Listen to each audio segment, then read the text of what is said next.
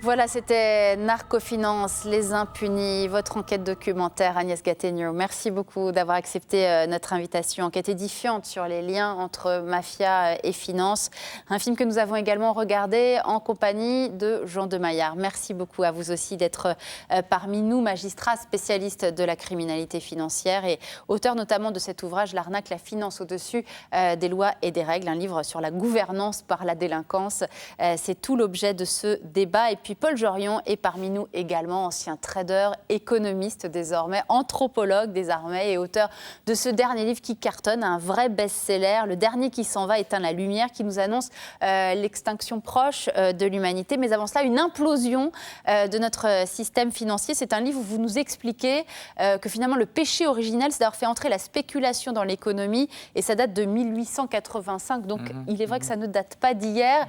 J'imagine que ce que nous raconte le film d'Agnès Gattegno ne vous surprend pas beaucoup, ces liens consanguins entre mafia et banquiers? C'est-à-dire qu'en fait, la société civile, celle où nous vivons, doit conserver un certain contrôle, opérer une certaine surveillance sur ce que nous tolérons dans les marges. Bon, parfois, nous déclarons la guerre contre la drogue, mais nous savons bien que tant que nos sociétés continuent de poser un regard ambivalent sur des choses comme la consommation de drogue, la prostitution, la détention d'armes à titre individuel, tant qu'il n'y a pas une position claire là-dessus, et l'ONU vient de proposer que l'on décriminalise la drogue, il y aura un trafic et les États veulent garder au moins un regard sur ce qui se passe là. Donc tout cela est admis et non pas subi. Il y a une question qu'on a quand même immédiatement envie de vous poser, Agnès Gattegno, après avoir vu votre enquête documentaire. On se dit que ça suppose de se mettre vraiment en danger, de dénoncer ça, de souligner ça, ce genre de connivence? Je pense que le danger, il est surtout pour les journalistes locaux. Il ne faut pas oublier que plus de 70 journalistes mexicains sont portés disparus ou ont été assassinés. Et le vrai courage, je pense que c'est dans chaque pays, les journalistes qui sont sur place et qui continuent à transmettre l'information alors que leur vie est en danger chaque jour. À aucun moment, même lorsque vous tournez au Mexique, que vous dénoncez cette corruption qui existe au cœur même de l'appareil étatique, à aucun moment vous ne vous êtes senti menacé, en danger, empêché de faire votre travail? Si, mais pas empêché par les mafieux, empêché par l'État. Oui, c'est ce que je voulais dire. Oui. Et donc là, on a peur dans ces cas-là? Oui, là, on a peur parce qu'effectivement, l'État, ça fait réellement peur. Mais je pense que c'est surtout l'État dont il ne faut pas avoir peur. Il faut absolument continuer et on a eu la chance de trouver des intervenants qui ont accepté de parler, bien que Peña Nieto impose un silence total sur la situation de la fameuse guerre contre la drogue au Mexique. Et il vous parle avec une étonnante, effectivement, facilité et simplicité. Jean de Maillard, est-ce qu'on peut dire que le blanchiment de l'argent sale, c'est un sport que toutes les grandes banques du monde pratiquent aujourd'hui? Écoutez, je ne veux pas avoir de procès en diffamation, non, je ne vais pas répondre directement à votre question. Disons que c'est un sport qui est assez bien pratiqué. Le problème aussi, c'est de savoir qu'est-ce que c'est que le blanchiment. Et c'est une question qui n'est pas du tout évidente, parce que ça peut recouvrir des tas de situations très différentes. Et on peut blanchir de façon très éloignée de l'argent que l'on... avec la source mafieuse, c'est ça que vous voulez dire? Oui, et on peut blanchir sans toucher à l'argent. On peut mettre en place des mécanismes. Le blanchiment, ce n'est pas non plus simplement l'affaire des banquiers. C'est aussi l'affaire des juristes, des comptables. C'est beaucoup d'intermédiaires, c'est ce qu'on va voir ce soir. Il y a beaucoup de professions qui sont intéressées par ça.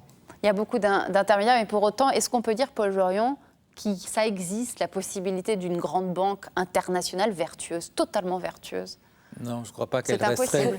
C'est antinomique, presque. Elle ne resterait pas dans les affaires. Mais ce qu'il y a surtout, c'est qu'il faut effectivement, si on veut opérer une surveillance relativement lointaine, il faut que le travail soit redistribué.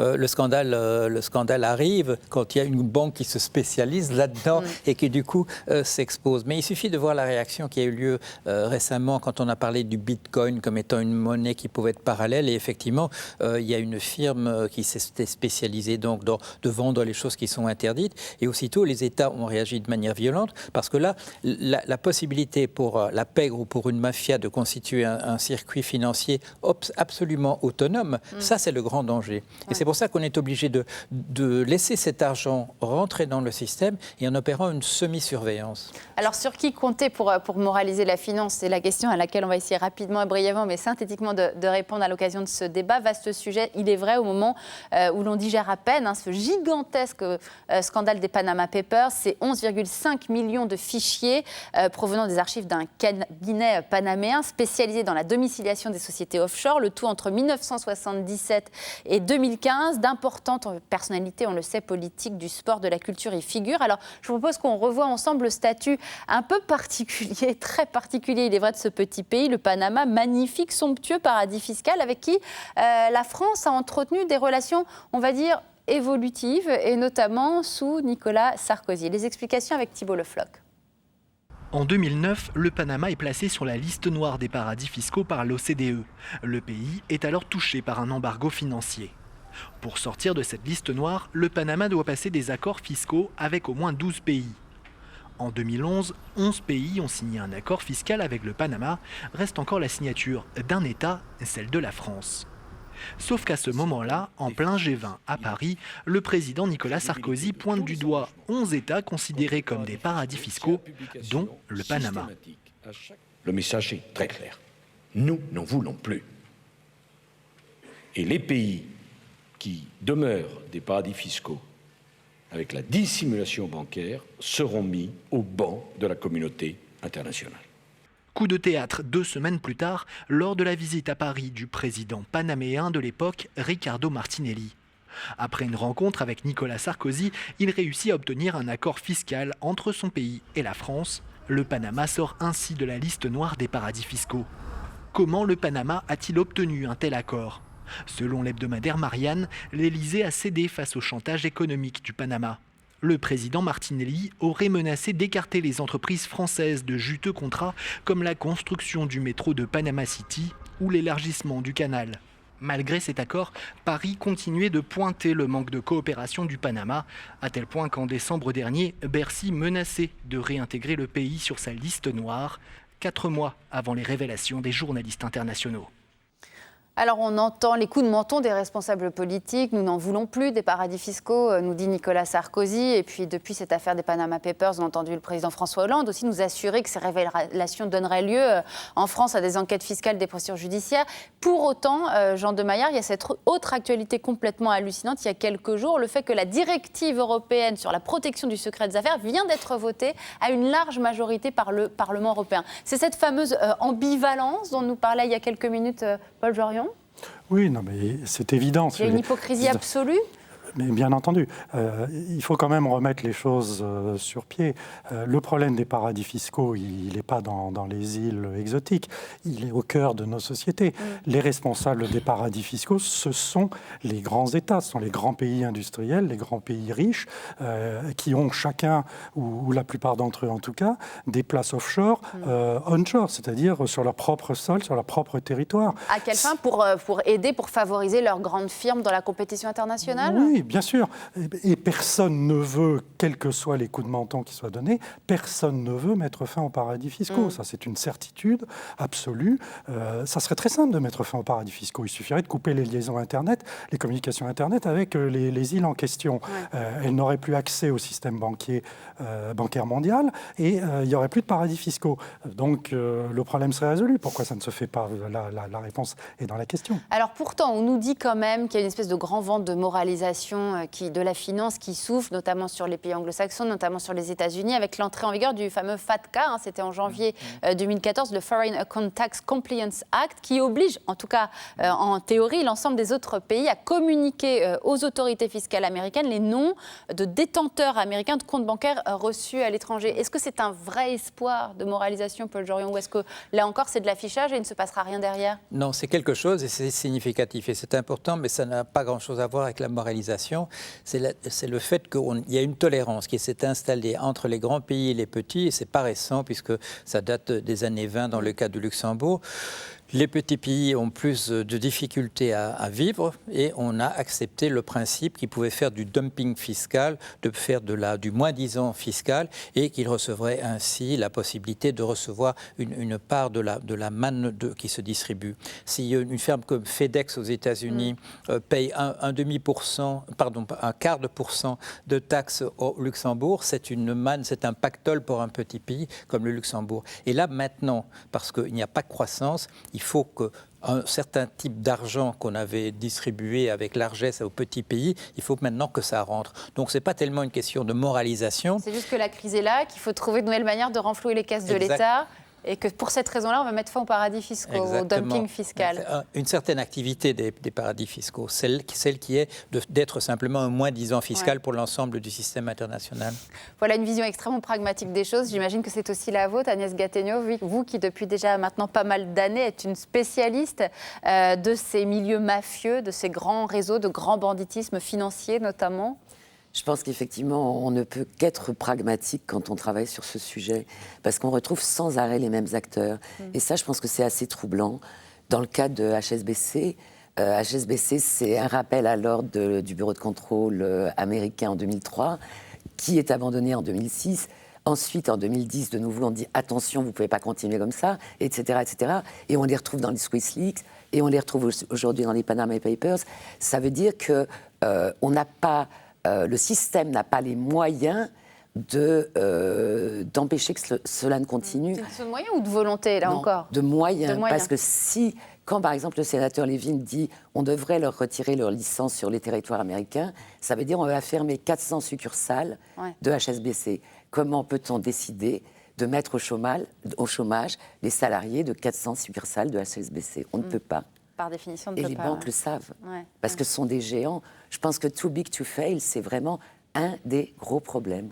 Vous disiez tout à l'heure, Jean de Maillard, qu'effectivement, il ne faut pas, quand on s'intéresse à ces sujets-là, regarder uniquement les gouvernements, d'un côté les politiques et de l'autre les banques, qu'il y a aussi une gigantesque famille entre les deux, tous ces intermédiaires, à commencer par les cabinets spécialisés, les cabinets, les avocats de la finance, les avocats d'affaires, les cabinets juridiques. Aujourd'hui, si on peut se payer un bon avocat, n'importe qui peut contourner la loi sur ces sujets-là.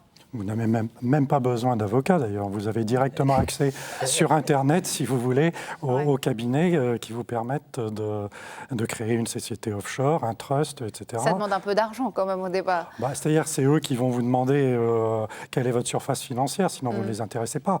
Mais en soi, ça ne coûte pas très cher.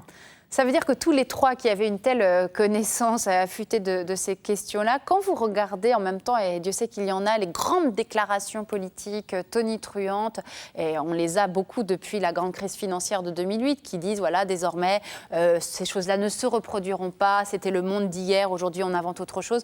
Vous regardez ça comment, Paul Jorion, un peu goguenard ?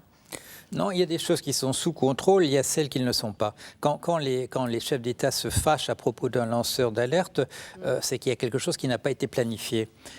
Quand, dans le cas de Panama Papers, quand tous les chefs d'État se réjouissent qu'il y a un lanceur d'alerte qui est absolument anonyme, dont personne ne connaît l'identité, qui dispose de moyens extraordinaires pour pouvoir pomper des dossiers 2000 fois plus grands que Wikileaks, on se dit il y a quand même quelque chose qui est, qui est sinon toléré, du moins, sinon organisé, du moins toléré par les personnes en place. Donc il y a différents types d'opérations.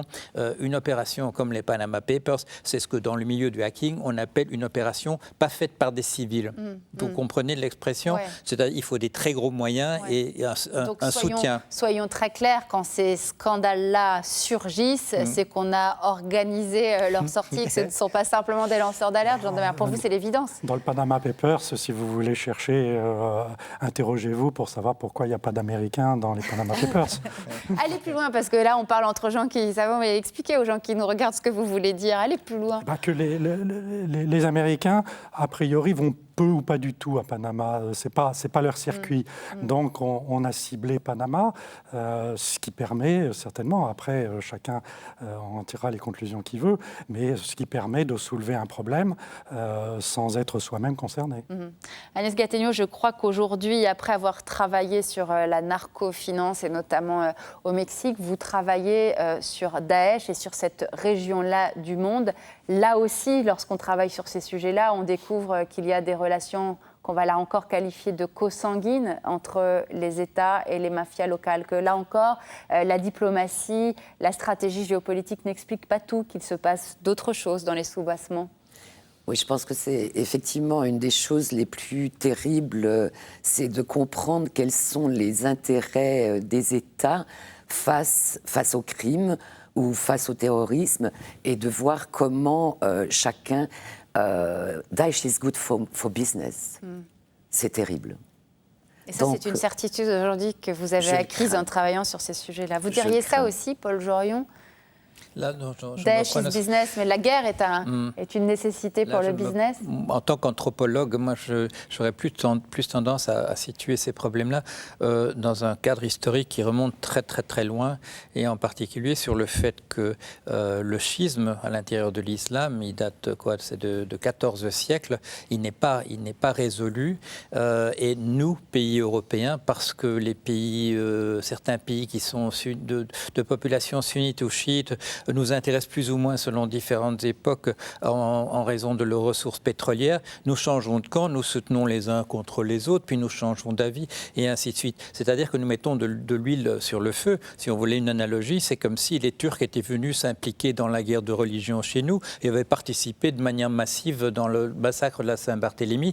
Nous serions consternés. Voilà. Pour moi, en tant qu'anthropologue, c'est comme ça que je vois le cadre. Jean de Maillard.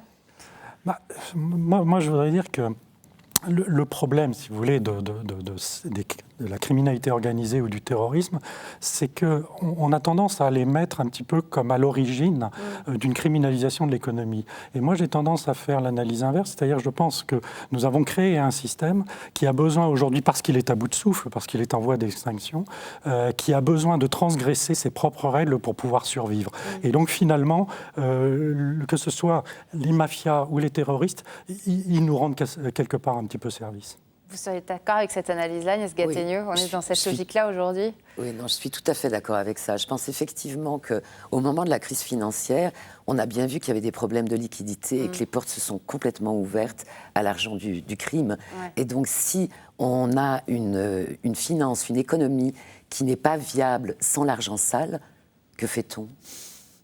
Eh bien, c'est un triste constat auquel nous serons arrivés à l'issue de cette discussion. Merci beaucoup à tous les trois. Bravo encore à vous, Agnès Gattegno, pour cette étonnante enquête narcofinance, les impunis. Je renvoie bien sûr, messieurs, à vos ouvrages respectifs, Jean de Maillard, et puis bien sûr Paul Jorion avec ce livre qui cartonne, le dernier qui s'en va éteint la lumière, et c'est sur l'extinction de l'humanité. C'est chez Fayard. Il paraît que la Chine vient d'acheter les droits de ce livre. C'est dire si le sujet passionne.